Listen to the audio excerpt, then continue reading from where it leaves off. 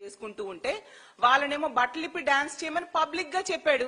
మరి అతని మీద ఏమైనా కేసు పెట్టి అరెస్ట్ చేశారా? ఈ కూటమిలోనూ ఎంతమంది నాయకులు ఉన్నారు, ముఖ్యమంత్రి గారు ఉన్నారు, పవన్ కళ్యాణ్ గారు ఉన్నారు, మహిళా హోం మంత్రి ఉన్నారు, లోకేష్ గారు ఉన్నారు. మరి ఎందుకు అతని మీద కూడా ఎటువంటి కేసు లేదు? ఇలాంటి తప్పుడు పనులు చేస్తూనే వాళ్ళ మీద కేసులు పెట్టకపోవడం వల్ల వీళ్ళు బరి తెగించేస్తూ ఉన్నారు. ఈ రాష్ట్రంలో ఈ కూటమి ప్రభుత్వం వచ్చాక అడుగడుగున మహిళల మీద అఘాయిత్యాలు, అత్యాచారాలు, హత్యలు మనం చూస్తూ ఉన్నాము. ప్రతి సందర్భంలో కూడా ఎక్కువగా ఇలాంటి తప్పుడు పనులు చేసేవాళ్ళు ఈ కూటమిలో ఉన్న ఎమ్మెల్యేలు అవ్వచ్చు, వాళ్ళ నాయకులు అవ్వచ్చు, తెలుగుదేశం పార్టీ, జనసేన కార్యకర్తలు. మన ప్రతి సందర్భంలో చూస్తూ ఉంటే ఒక్కరి మీద కేసు లేదు, తిరిగేమో ఆ బాధితుల మీద కేసులు పెట్టే పరిస్థితి. అసలు ఆ రాప్తాడులో చూసుకుంటే 14 సంవత్సరాల దళిత బాలికను ఇంచుమించు 6 నెలల పైగా 14 మంది తెలుగుదేశం పార్టీ కార్యకర్తలు దారుణంగా అత్యాచారం చేస్తే ఎటువంటి కేసు లేదు. మా పార్టీ నాయకులందరూ దాని మీద గొడవ చేస్తే తూతూ మంత్రంగా కేసు పెట్టిన పరిస్థితి చూసాం. అలాగే సత్తివేడి ఎమ్మెల్యే ఆదిమూలం వల్ల ఒక మహిళ లైంగిక వేధింపులకు గురయ్యి ఈ రాష్ట్రంలో ఆ విషయం బయటికి చెప్తే ఆమెకి రక్షణ లేదు అని చెప్పి పక్క రాష్ట్రమైన హైదరాబాద్కి వెళ్లి ఆవిడ ప్రెస్ మీట్ పెట్టడం జరిగింది. మరేమి ఆ ఎమ్మెల్యే మీద కేసు పెట్టాలి కదా, అరెస్ట్ చేయాలి కదా.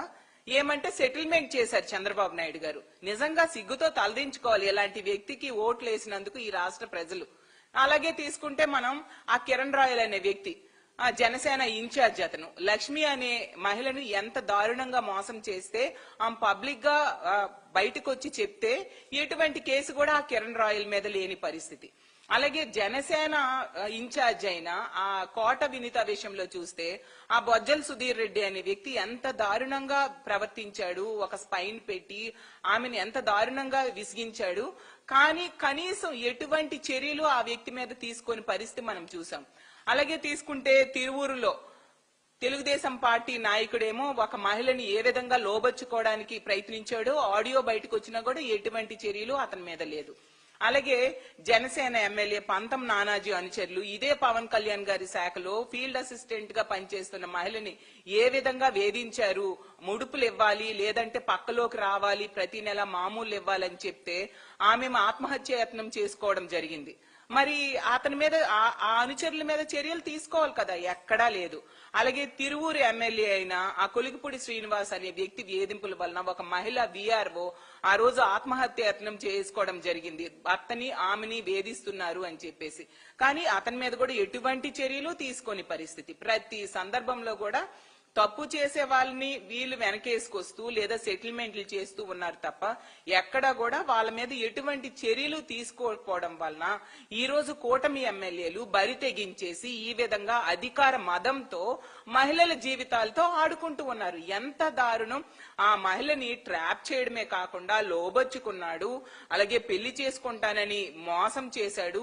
ప్రజల ఆస్తిని, ప్రభుత్వ ఆస్తిని కుటుంబ సభ్యులకి దారదత్తం చేయటం, అంతేకాకుండా ముఖ్యంగా ఈ ప్రాంతంలో విశాఖపట్నంలో ఉన్న ఎంపీకి సంబంధించిన కుటుంబానికి దారదత్తం చేయటం అనేది మనందరం కూడా ఖండించదగ్గ విషయం.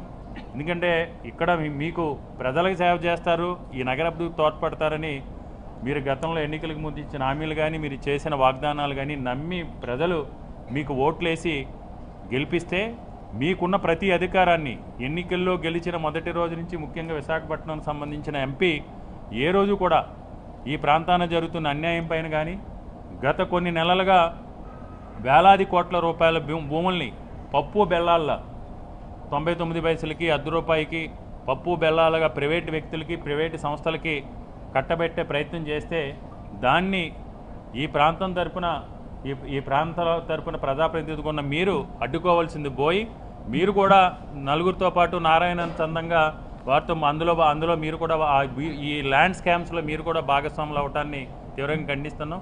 కాబట్టి ఏదైతే వైఎస్ఆర్ కాంగ్రెస్ పార్టీ పెద్దలు శాసనమండలి ప్రతిపక్ష నేత బొత్స సత్యనారాయణ గారు, కురసాల కన్నబాబు గారు అందరూ కూడా ఈరోజు నిర్ణయం తీసుకుని ప్రజలు దీని మీద ఆందోళన చెందుతున్నారు. ఉత్తరాంధ్ర ప్రాంతానికి సంబంధించి ఈ మధ్యకాలంలో జరుగుతున్న ఈ భూ దోపిడీకి సంబంధించి అందరూ కూడా ఒక ఆశ్చర్యకరంగా ఇది ఏ విధంగా ఇది జరుగుతున్నాయని ఆందోళన చెందుతున్నారు. కాబట్టి ప్రజల పక్షాన మనం పోరాటం చేయాలి. ప్రజల పక్షాన మనం పోరాటం చేసే క్రమంలో మొట్టమొదటిగా రేపు జీవీఎంసీ కౌన్సిల్లో దీన్ని వ్యతిరేకిస్తూ వైఎస్ఆర్ కాంగ్రెస్ పార్టీ తరఫున తీర్మానం చేయడంతో పాటు కౌన్సిల్లో కానీ కౌన్సిల్ బయట కానీ లేకపోతే మిగతా ఇతర ప్రజా సంఘాలని కలుపుకుని ఒక కార్యాచరణ రూపొందించుకుని ఈ భూ అక్రమ దోపిడీని అడ్డుకట్ట వేసే వరకు వైఎస్ఆర్ కాంగ్రెస్ పార్టీ తరఫున మనం పోరాటం చేయాలని ఈరోజు నిర్ణయించడం జరిగింది.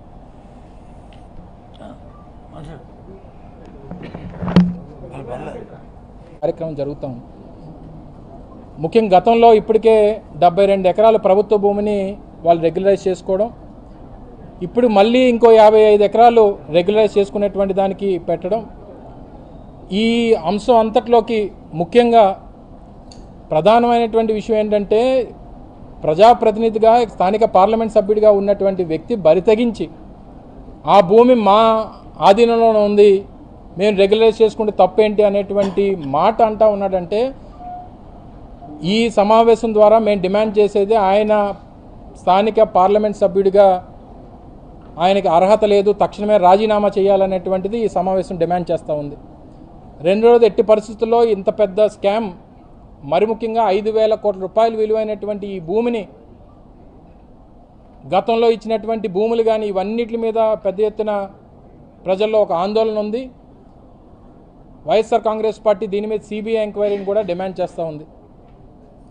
దాంతోపాటు మరి ముఖ్యంగా గడిచినటువంటి 20 మాసాల్లో ఈ ప్రభుత్వం, కూటమి ప్రభుత్వం అధికారంలోకి వచ్చిన తర్వాత ఒక్క విశాఖపట్నం పరిసర ప్రాంతాల్లో వారికి సంబంధించినటువంటి సంస్థలకు కేటాయించినటువంటి భూముల తాలూకు విలువ దాదాపు 25,000 నుంచి 30,000 కోట్ల రూపాయలు ఉన్నాయనేటువంటిది ఒక అంచనాకు వచ్చింది. అవన్నీ కూడా రూపాయికి, ₹1 ₹1,00,000కి, 2 లక్షలకి ఇచ్చేసేటువంటి కార్యక్రమం ఈ ప్రభుత్వం చేసింది. ప్రభుత్వ భూమిని కస్టోడియన్స్గా ఉండాల్సినటువంటి ప్రభుత్వమే ఈ కార్యక్రమం చేస్తున్నప్పుడు, కంచే చేను మేసేటువంటి కార్యక్రమం చేస్తున్నప్పుడు ప్రభుత్వాన్ని నిలదీయాల్సినటువంటి అవసరం, ప్రజల తాలూకా కోపాన్ని ప్రభుత్వానికి తెలియజేయాల్సినటువంటి అవసరం ప్రతిపక్షంగా వైఎస్ఆర్ కాంగ్రెస్ పార్టీ మీద ఉంది. కాబట్టి దీని మీద ఒక కార్యాచరణ వైఎస్ఆర్ కాంగ్రెస్ పార్టీ టేకప్ చేస్తూ ఉంది. ఆ విషయాలన్నీ కూడా పెద్దలు తెలియజేస్తారు. ఎట్టి పరిస్థితుల్లో దీనికి సంబంధించినటువంటి దాంట్లో రాజీ పడేటువంటి ప్రసక్తే లేదు. ఆ పక్కనే ఉన్నటువంటి రిషికొండలో ఆ కొండ మీద టూరిజంకి సంబంధించినటువంటి భవనాలు తీసి మళ్ళీ టూరిజం ప్రభుత్వ భవనాలు నిర్మాణం చేస్తే గగ్గోలు పెట్టినటువంటి ఈ కూటమి ప్రభుత్వం అదే కొండకి రోడ్డు అవతలు ఉన్నటువంటి 5,000 కోట్ల రూపాయలు విలువైనటువంటి ప్రభుత్వ భూమిని కబ్జా చేసేటువంటి కార్యక్రమం చేస్తూ ఉంటే మాట్లాడకుండా నిమ్మక నీరెత్తినట్టు కూర్చొని ఏదో సచ్చీలులాగా ప్రవర్తిస్తున్నటువంటి తీరుని ప్రజలు ప్రశ్నిస్తూ ఉన్నారు. తప్పకుండా దీని మీద ల్యాండ్ గ్రాబింగ్ యాక్ట్ కింద ఈ స్థానిక ఎంపీ మీద కూడా కేసు పెట్టాలన్నటువంటిది కూడా వైఎస్ఆర్ కాంగ్రెస్ పార్టీ డిమాండ్ చేస్తూ ఉంది. దాని మీద కూడా ఒక కార్యాచరణ రూపొందిస్తాం. డెఫినెట్గా వీటన్నిటి మీద ముందుగా ఎట్టి పరిస్థితుల్లో అసలు ఎజెండా రావడానికి వీల్లేదు, ఎజెండాను ఆమోదించడానికి వీల్లేదు, అసలు భూమిని రెగ్యులరైజ్ చేయడానికి వీల్లేదు. ఇప్పటికే ప్రభుత్వం కేటాయించినటువంటి భూములను కూడా వెనక్కి తీసుకునేటువంటి కార్యక్రమం కూడా చేయాలన్నటువంటిది వైఎస్ఆర్ కాంగ్రెస్ పార్టీ డిమాండ్ చేస్తూ ఉంది. లూలుకు సంబంధించి ఒక 1,500 ఎకరాలు ఇచ్చారు, 1,500 కోట్ల రూపాయలు విలువైనటువంటి భూములు. పక్క రాష్ట్రాల్లో ప్రభుత్వ భూముల్ని ఆక్షన్లో కొంటున్నటువంటి సంస్థలకి ఎందుకు ఆంధ్రప్రదేశ్లో మాత్రం రూపాయికి ₹1 ఇస్తున్నారు అనేటువంటి దానికి కూడా ప్రభుత్వం సమాధానం చెప్పాలి. చివరికి ఎంతవరకు వచ్చిందంటే వారి అనుయాయులతో పాటు చివరి కుటుంబ సభ్యుల్లో ఉన్నటువంటి వ్యక్తులు కూడా భూములు ఇచ్చేటువంటి కార్యక్రమానికి ఈ ప్రభుత్వం ముందుకొచ్చింది. కాబట్టి వైఎస్ఆర్ కాంగ్రెస్ పార్టీ ప్రధాన ప్రతిపక్షంగా జగన్మోహన్ రెడ్డి గారి నాయకత్వంలో ఇది ఒక పెద్ద ఎత్తున ఒక కార్యాచరణ తీసుకుని ఉద్యమ రూపంలో దీని మీద పోరాటం చేస్తాం, ప్రజల పక్షాన్ని నిలబడతాం, ప్రభుత్వానికి ఈ భూమిని ఉండేటువంటి విధంగా పోరాటం చేస్తాం అనేటువంటి విషయాన్ని మరొకసారి ఈ సందర్భంగా తెలియజేస్తా ఉన్నాం.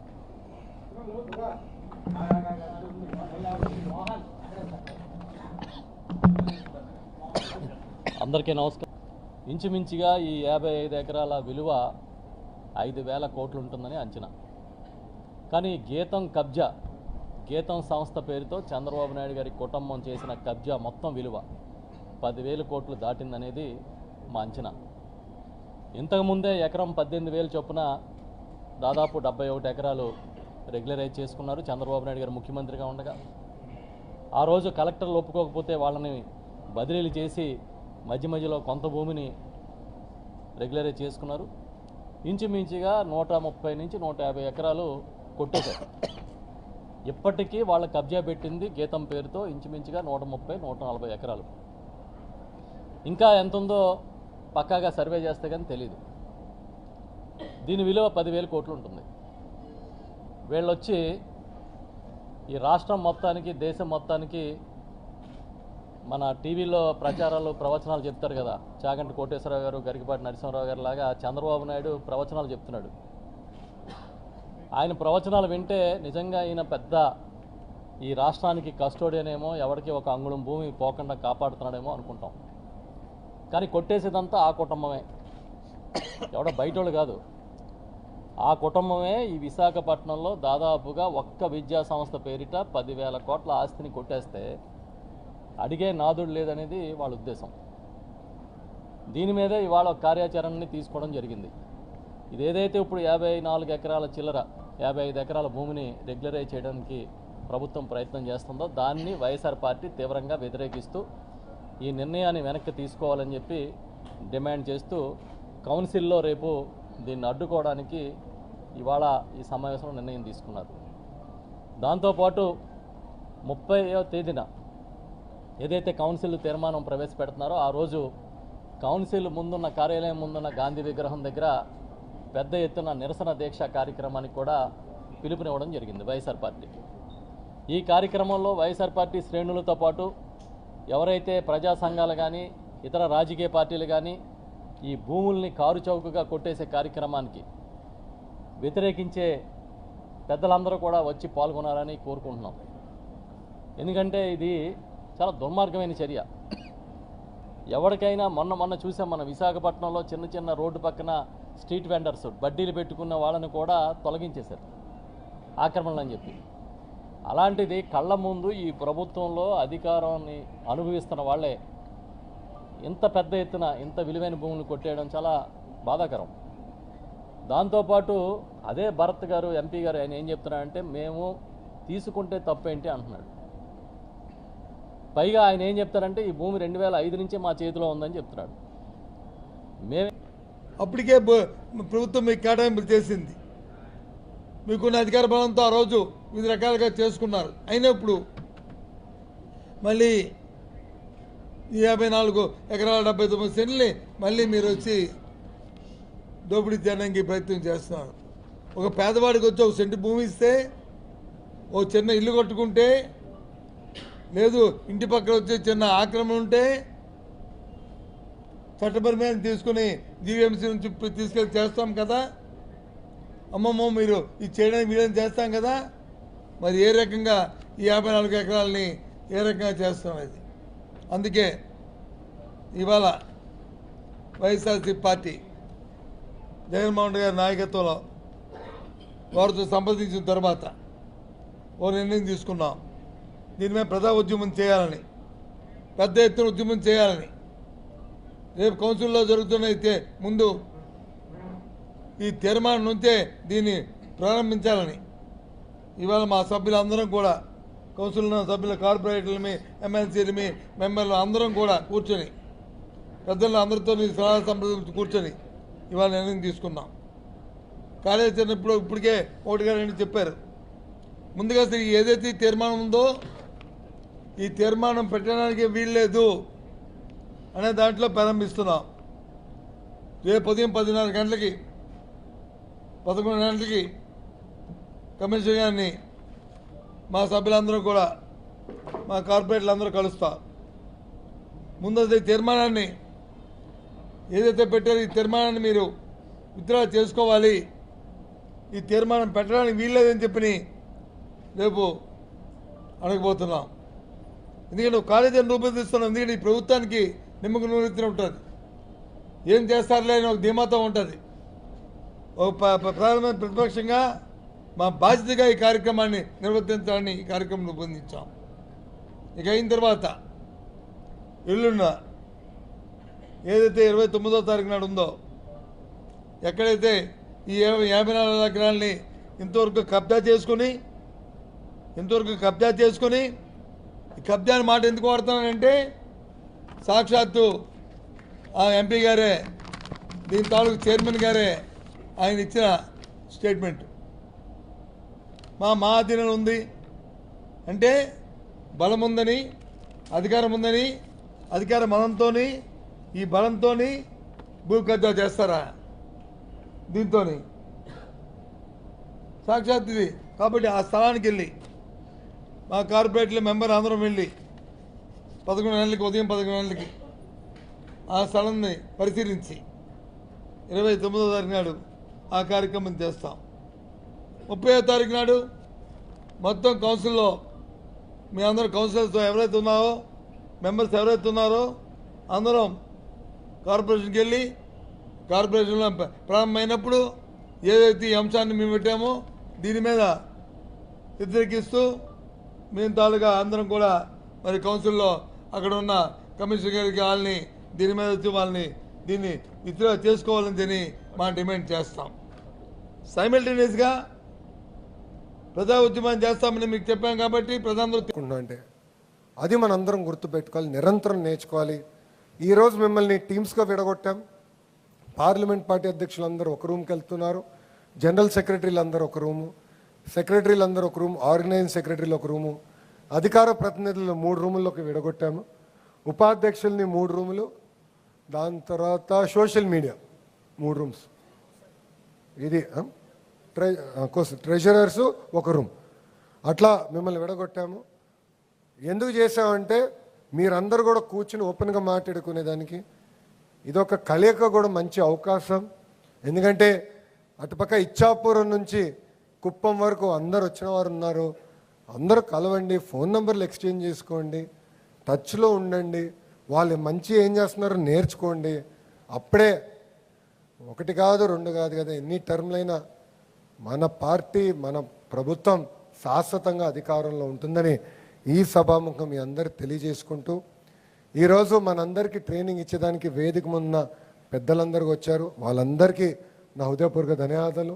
ఎందుకంటే ఇక్కడ మంత్రులు ఉన్నారు, సీనియర్లు ఉన్నారు, సూపర్ సీనియర్లు ఉన్నారు, 6 సార్లు ఎమ్మెల్యేలుగా గెలిచిన దూల్పాల్ నరేంద్ర గారు కూడా ఇక్కడ ఉన్నారు. వాళ్ళందరూ కూడా ఒక్కొక్క సబ్జెక్ట్ ఇచ్చాము, మీ దగ్గరికి వస్తారు, క్రమశిక్షణతో ఉండండి, నీట్గా చెప్పిందంతా ఇంటర్నలైజ్ చేసుకోండి.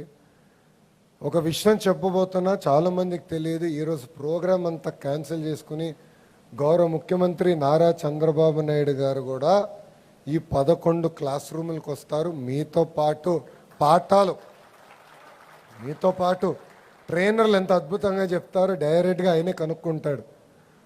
సో నా భవిష్యత్తు మీ బాధ్యత, ట్రైనర్ల బాధ్యత. ఏమైనా తేడా వస్తే నాకే పడతాయి, దాని తర్వాత నేనే మీకు ఫోన్ చేస్తాను, తర్వాత నన్ను అడగద్దండి. గౌరవ ముఖ్యమంత్రి గారు వస్తారు, ఆయన అందరినీ కలుస్తారు మీ ప్రోగ్రాంలో. ఎందుకంటే ఇది వర్క్షాప్ అండి, ఫోటోలు మళ్ళీ దిగుతాం. నేను ఇక్కడ చాలా మందితో దిగా, కొంతమంది మిగిలి ఉంటే మళ్ళీ దిగుతాం. కానీ ఇది వర్క్షాప్, ప్రతిదీ పర్ఫెక్ట్గా తయారు చేసాం. అలానే మేము పర్ఫెక్ట్ అనట్లేదు, మేము మనుషులమే.